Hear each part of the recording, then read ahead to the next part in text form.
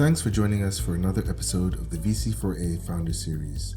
This is a podcast where startup founders share their stories of resilience and answer questions about the challenges and opportunities encountered during their entrepreneurship journey. This series is a collection of conversations with founders highlighting the ingenuity required to thrive in uncertain markets, make it through high-friction situations, and pass crises. Each episode highlights a different founder and the unique set of challenges they are facing.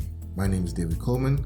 I am the growth lead at VC4A, and I will be your host. Hello, and welcome back to another episode of the Founder Series. Today we have with us Tomi Ayorinde, co-founder of CrowdForce. Welcome, Tomi. How are you? I'm very fine. Thanks for having me on. Really appreciate it. It's been a while. Yeah, man. It's good to see you. Last time we spoke was in South Africa at the Venture Showcase. Good. We could actually touch each other then. Yeah, I know, right? How the world has changed. But we'll get to that. Get to that. Okay. Please introduce yourself and tell us a little bit about your company. Okay, awesome. Thank you very much. My name is Tomi, Tomi Ayorinde. Background in software engineering. Started building software when it wasn't so sexy here in Africa. Did a lot of softwares for the banks, right? After a while, I joined SAP for another 6-7 years. Worked across Kenya, Nigeria, South Africa, and Germany. And after a while, I just decided I wanted to give something else a try. I mean, SAP paid well. It was such a great job. But if I could put all that energy into creating a product, maybe it could give me a lot more fulfillment and I could help change the world, right? So I gave myself like 2 years. Give it a try. If it doesn't work, you go back to SAP. That's no problem, right? So it's been 4 or 5 years now, right? So obviously, I did something right. So in terms of CrowdForce, today CrowdForce is an app that allows any small merchants to become a mini bank branch within minutes. The reason why this is important is because there's not enough financial access points to cover the entire country. So if you're going to think about banking people or serving the underserved and the mass population in Africa, you need to think of smaller acquisition strategies, right? And what more acquisition strategy to use than to use small merchants, same local retailers where everyone buys their groceries, right? The amount for close to 80 to 90% of the economy in terms of cash transactions, right? So you leverage those same channels to bank the people. It's amazing how much more effective that is when you look about it, right? And that's what we're doing today. And look forward to how far we can take this. Great. So you started talking a little bit about your own backstory, but let's go a little bit deeper. What were some of the places where you tell us a bit more about that? What were some of the places where you learned certain things, and how did all of that culminate in the idea for CrowdForce? Okay, so interesting, right? It's been kind of a zigzag and coming all the way back to where I should have started all along, right? Because when I talked about my experience, I talked about my first experience was in fintech. We built a lot of solutions for the banks. One of the solutions I built was for the microfinance banks. At the time, they didn't have a banking solution. So we built a solution. Today, there are about 300 microfinance banks on it, right? So super successful, locally built from scratch, right?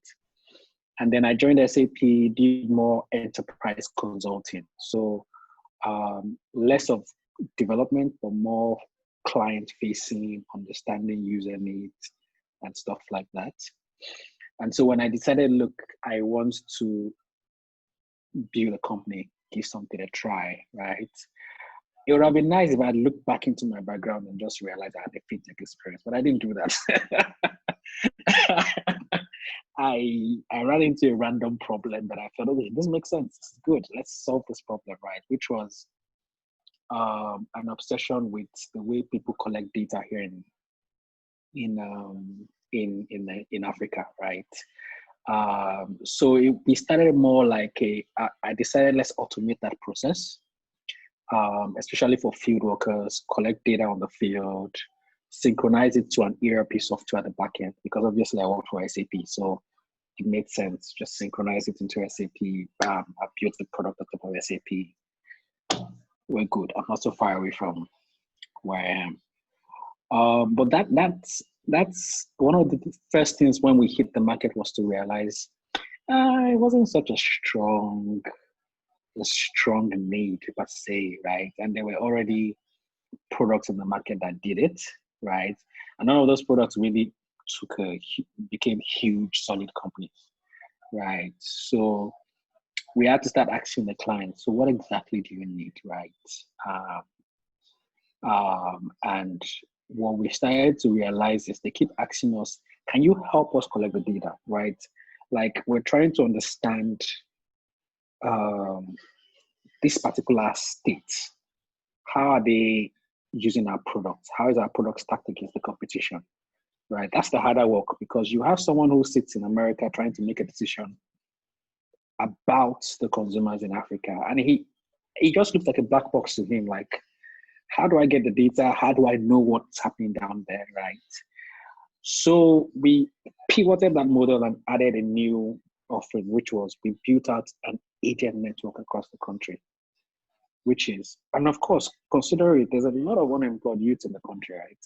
Who would be happy to get something to do, right? And they all have mobile phones. They are on Instagram, they're on Facebook, and stuff, right? So I'm like, okay, if you're on Instagram and you are in these remote areas, we can get you, help us out by answering surveys with your mobile devices, going to shops and capturing pictures of products and stuff. We will supply those data to the businesses that need it, and then pay you a stipend for that, right? So that kind of picked up, which was very interesting, because now we were solving a pain point, which is you're solving it end to end, not just a product, but more a product and a service together, all in one, right? And then fast forward to 2 years ago, we embarked on one of the largest social investment programs in the country. You had the government was trying to give small loans to micro traders across the country. But the question they then asked themselves is, wait a minute, how do we find those people? There's no database of those people. How do we collect their KYC before we can even give them a loan, right? So one of the you realize is it's the problems are very specific to developing countries, African countries, right? And you need to localize. But that was our first inclination to understand that distribution was the key problem, right? Lots of people were building products, nice, sexy products.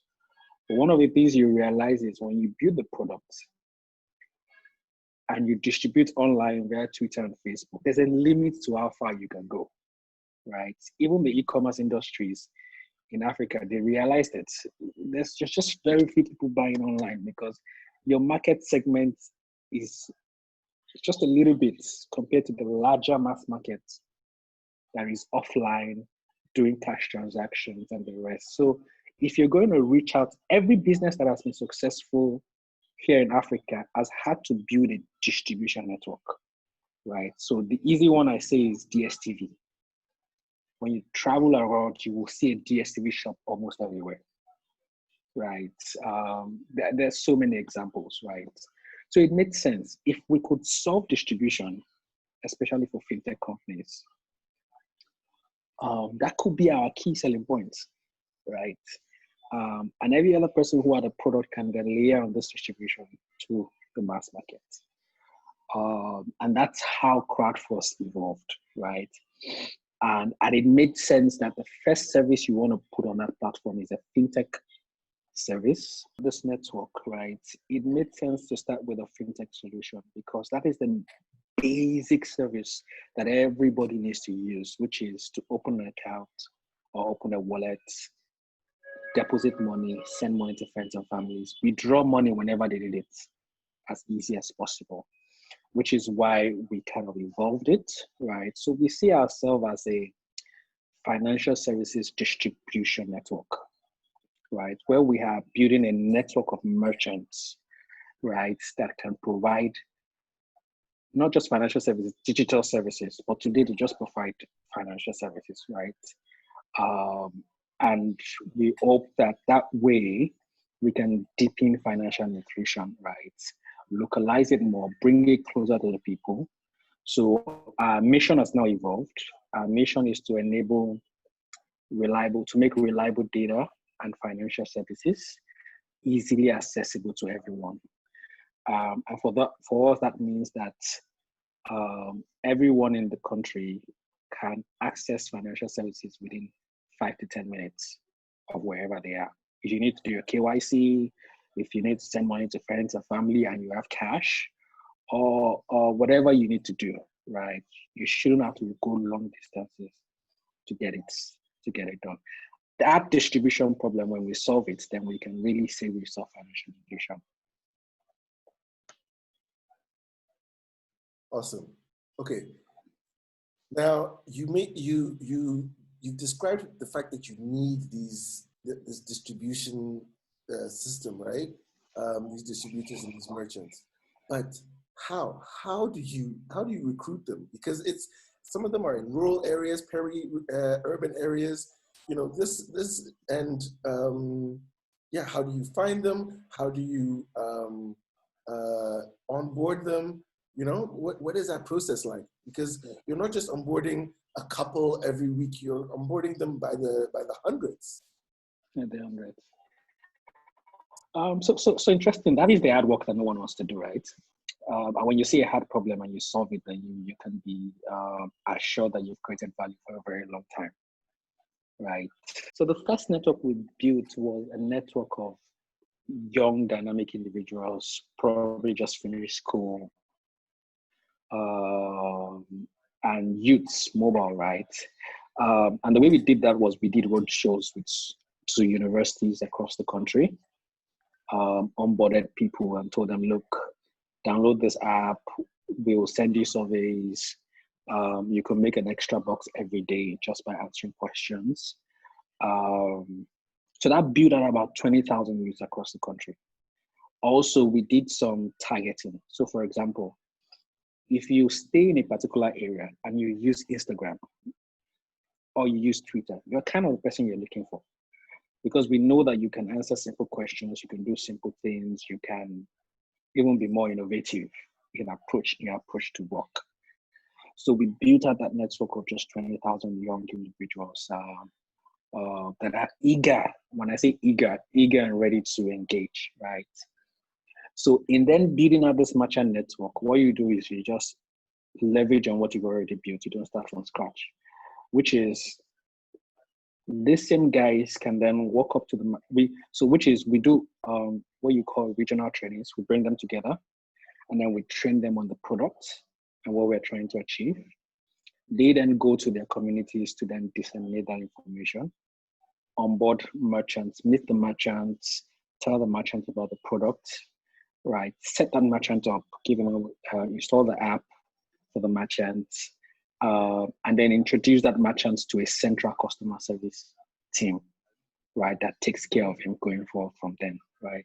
So essentially it's a ground game, right? There's nothing sexy about it. Absolutely nothing sexy about it. It's a ground game, but once you do it and you do it well, you own it, right? And then others can then leverage on it over time. And then obviously you have some basic requirements. It needs to be a merchant that has a store, a four-wall store. Should have existed there for quite a while. People already probably know you there, right? So those are just the basic KYCs we do. Okay, now I think it's a value for you to maybe explain why, for instance, you believe that partnerships and distribution networks outperform advertising, PR, all this branding in Africa. People think that, you know, it's all about, you know, having a nice billboard or something like that. But I don't think that's the way you think. That's not the way it works. Why is this such a valuable solution? Yeah, so you have to look at demographics and then you realize, wait a minute, you need to understand how those people think, right? And understand also that there's an inherent trust problem, right? Which is the average African, when he has an issue, he doesn't trust anybody to fix his issue but himself, which means he needs to have somebody to hold. Which is why he would rather walk into a supermarket and buy his things. If something goes wrong, he comes back to that same supermarket and tells them, you have to solve my problem. But when you take him digital and then something goes wrong, his money is stuck somewhere, and he keeps calling somebody he cannot see, and you keep telling him, we'll fix it 2 days, 3 days, 4 days, 1 week, 2 weeks, it reminds him of the trust problem he's always had for a long time, right? And that is why, one of the reasons why there are loads of people who have debit cards, but they wouldn't use it online, right? You're not even talking about those that have chosen not to have debit cards, right? It's those that have, but they will not use it online because they did not want to hear, I think they call it stories that touch. We don't want to go, I don't want to hear stories that this thing, I'll just use what I'm used to, the person that I can see. And I know if I have a problem, you'll solve my problem. Those small merchants are the ones taking a lot of the economic activity of 70% of the population, right? That's where they do their business. And so you need to understand that. And the big companies here understand it. MTN, Indomino do film. You go to remote areas, you will find a small pamphlet or a small signboard or a small logo of MTN almost everywhere you go, right? Because they've understood you need to dip in right there. Advertising on TV, you are just capturing probably the top 10, 20%, right? If you did radio, you probably capture a lot more, right? But yet, people work with the person they can see around them, the brand they can see around them. That's the one that really, really, really strikes them. Great. I'm glad. I think it's important for people to get the context of just the cultural nuance. To some, it's obvious if you've lived it. Yeah. But if you haven't, it could be odd, you know. That's all we could fit into this episode of our conversation with CrowdForce co-founder Tomi Ayorinde. So we split it up into 2 episodes. Be sure to join us for the rest of our conversation in the next episode of the Founder Series. Thanks for joining us today. If you're a startup founder looking for practical tips, check out the Startup Academy or connect directly with industry-leading experts through the mentorship marketplace. Be sure to keep an eye out for new programs and opportunities we make available as VC4A, or boost your capital raising efforts by registering a fundraising campaign request. Our services are free for entrepreneurs, so be sure to sign up at vc4a.com. Subscribe to our podcast and join us again next time. Till then, work smart and stay safe.